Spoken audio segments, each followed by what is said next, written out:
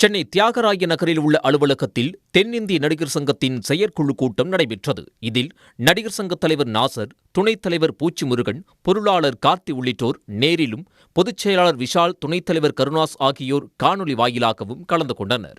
இதில் நடிகர்கள் கமல்ஹாசன், தனுஷ், விஷால், சிம்பு ஆகியோரின் படங்களுக்கு கட்டுப்பாடு, படப்பிடிப்பு நிறுத்தம் உள்ளிட்டவை குறித்து தயாரிப்பாளர்கள் சங்கம் கொண்டு வந்த தீர்மானம் குறித்து ஆலோசிக்கப்பட்டதாக கூறப்படுகிறது. நாங்கள் இந்த திரைப்படத்துறையை எவ்வளோ இன்னும் வேற ஒரு தளத்திற்கு, உயர்ந்த தளத்துக்கு கொண்டு போய் சேர்க்கணுன்றதான் எல்லாரும் பேசிகிட்டு இருக்கோம். ஸோ சில நல்ல முடிவுகள் எடுத்திருக்கோம். அது தயாரிப்பாளர் சங்கத்தோடு நாங்கள் அது பகிர்ந்துக்குவோம்.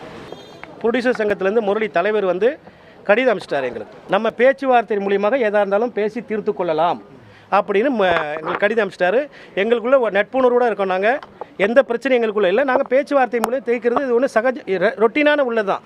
அவங்க புகார்கள் சில நடிகர்கள் மேலே எங்கள்கிட்ட கொடுக்குறதோ, நாங்கள் புகாரை வாங்கி திருப்பி அவங்களுக்கு பதில் அனுப்புறதோ, அதே மாதிரி ரொட்டீனான.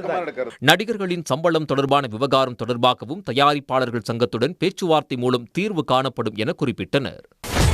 சன் நியூஸ் வாட்ஸ்அப் சேனலை ஃபாலோ செய்யுங்கள். QR கோடை ஸ்கேன் செய்து சன் நியூஸோடு இணைந்திருங்கள்.